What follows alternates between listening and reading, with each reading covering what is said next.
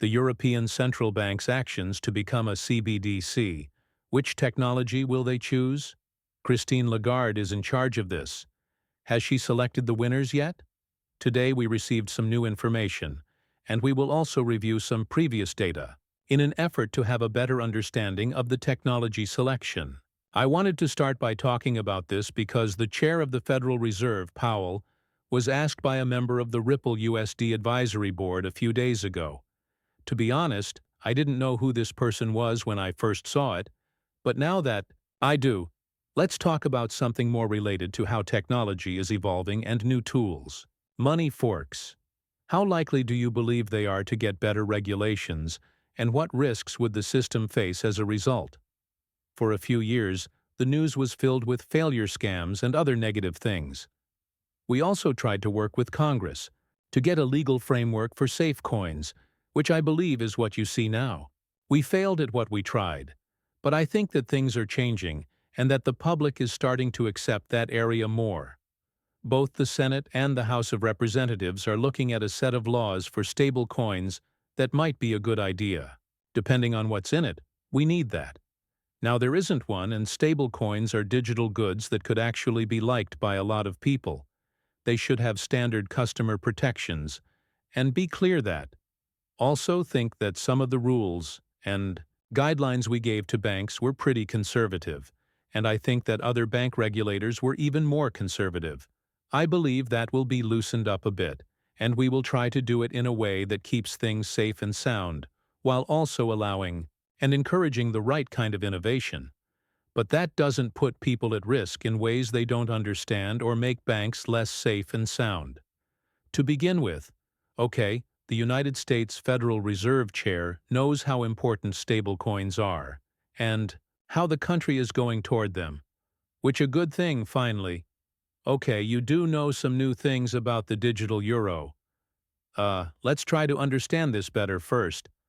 Let's think back to when Christine Lagarde was in charge of the IMF. This clip is from a long time ago, please bear with me, I understand, but at the end of this clip, we got to set up the whole movie. You will hear a name when Christine Lagarde identifies the individuals she believes will transform the corporate world, and those you should be cautious of. I don't think there will be a difference between those who are affected by the problems in the banking system as a whole in many countries and those who make it. But there will be a difference between those who are cannibalized because they don't see it coming and don't want it. If you haven't seen it yet, this is gold. If you have, go straight to new tools that will change the way intermediation is done and get rid of some of the problems that are currently standing in the way, like unconscious biases, people who cannibalize themselves.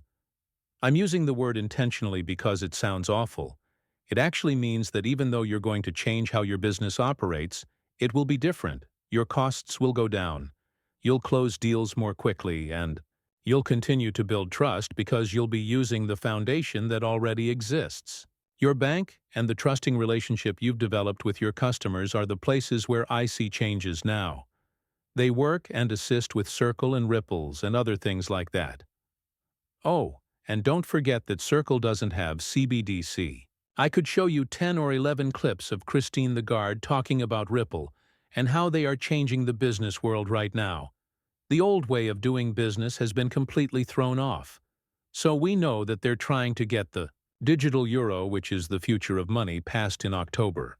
They want the House ECB to pass new regulations or amend existing ones that deal with money so that the digital currency, or CBDC, can be used like any other money in that country or in the EU, which consists of 27 countries, and possibly some other places that use the euro as well. The euro system is reportedly developing a wholesale CBDC, also referred to as a new technology-based wholesale, which is that correct sales at a discount in a new film. We've heard that Ripple has been working with them for a while. The reason I made this video today is because I didn't have a new clip of Christine Lagarde until today. The deadline is October 2025, when my ruling council must decide whether or not to proceed. By then, I sincerely hope that the European Parliament will have passed the laws supporting our work on technology policy and the single rule book, allowing us to begin a single set of rules. I know that sounds like a uniform ledger, but everything is okay. I did mean to show you this, the Digital Euro Association. It's fascinating that Ripple has been assisting the European Central Bank in creating the rules for the CBDC. In fact, the two organizations have been collaborating for some time. She stated that the purpose of their collaboration was to ensure that uniform standards were in place. About 35 people worldwide, I believe, are very interested in CBDC. Many banks hire us, but the most crucial thing is to start with a base that is secure, stable, and strong. If you consider CBDC to be the nation's money, or the sovereign country's money, call it what you will. But this is the most significant amount of money we have by our government's standards.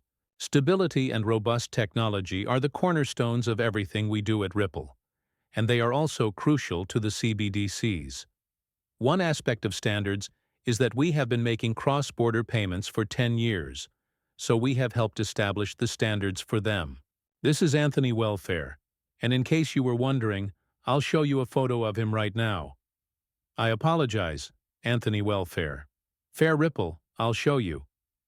Of course, if I correctly spell his name, it would be fantastic. This guy right here, okay? Hello. This is Anthony Welfare. Let's look at this again. A certain amount of money will be paid. This means that other businesses and service providers can do it too. This means that stability is the first basis. Surprise, the second one is safety. And trust is important to us. This is the money that our country uses, but clear rules and openness are also parts of safety.